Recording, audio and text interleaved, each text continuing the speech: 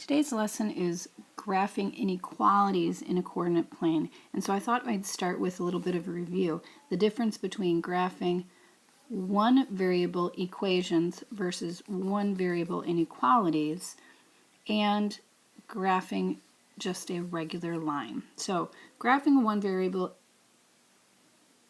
equation like that, you go to a number line. X is 3, so you put a closed circle at 3. The inequality starts the same way. You go to 3 on the number line. In this case, it was a greater than, so it did not include it, so we just put a circle. But we're not done because it is an inequality means that there's many solutions in many cases. So X is all numbers greater than 3, so we had to essentially shade in part of the number line. Graphing an equation in two variables is on a coordinate plane. So here we start at 3, so right there, and our slope is 2, which means we go up 2 and for every one we go over. So it would be like that. Graphing inequalities is very similar. We start the same way in slope-intercept form, but then we have shading like we did on the line. We're going to shade. Here we shaded half of the number line. Here we're going to shade half. If this was an inequality, we would shade half of the coordinate plane. So again, our learning target today is graphing two variable inequalities on the coordinate plane. All right, let's do an example. Remember to pause and take notes if you need to. If you want to pause now and write all of them down, fine. If you want to do it a little at a time, fine. And we're going to start by graphing this. The first step is to graph like it's an equation. So pretend this is an equation. So I'm going to find my y-intercept, which is here, -2, and I'm going to put a point, and then I'm going to use my slope. There isn't a number there for the slope, so remember that means 1. So we're going to go up 1 over 1, up 1 over 1, up 1 over 1, until we have many points that we can draw our line. The one difference between graphing, one of the differences between graphing the equation and inequality is that you have to use a dashed line if it is a greater than or a less than symbol. If it is a greater than or equal to, less than or equal to, then it does include them. It's like the closed circle when we are doing one variable and the open circle. So this particular example has a greater than, so we're going to use a dashed line. So instead of connecting it all the way through, we have a dash. Okay, so that's the first step. Now this line that we just drew separates the coordinate plane into two half planes. We split it in half. It doesn't look like half, but remember the coordinate plane goes on forever and ever and ever. We're just seeing a small section of it.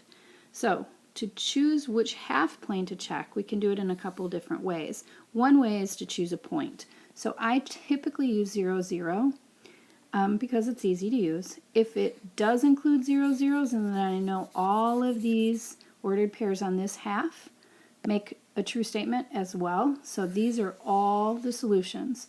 If it doesn't make a true statement, then the other side contains all of the solutions. So I'm going to plug in 0 for y, and 0 for x, and 0 is greater than -2, so I know the half plane that includes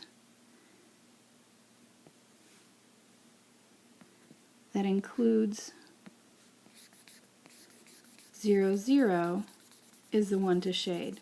So all of the ordered pairs that I'm shading, including all that go all the way out, are the solutions to this inequality. All right, one more example. Do not forget that if it is not in slope-intercept form, you need to put it in slope-intercept form. So you have to solve for y. In this case, we have to divide by -2.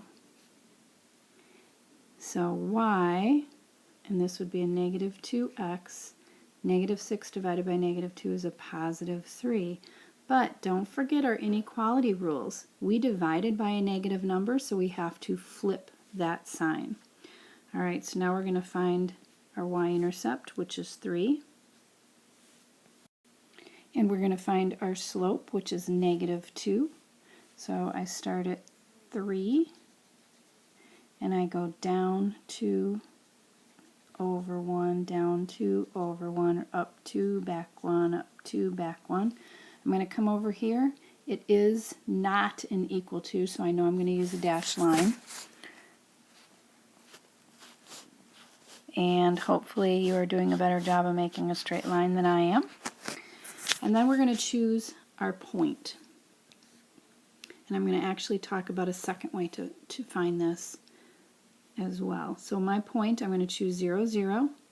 So negative 2 times 0. I'm using the original equation just in case I made an arithmetic error.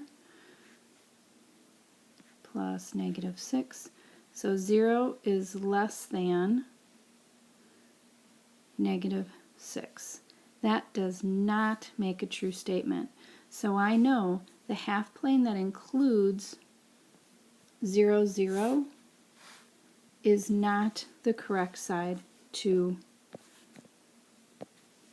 shade. I'm going to shade this side over here. All of these points are the solutions to the system. Alright, so another way to just double check yourself on whether or not you're solving or shading the correct side, this says greater than. So think of height. If your height is greater than mine, your height is going to be above. So if it's a greater than, it's going to be above the line. If it was less than, it would have been shaded below the line.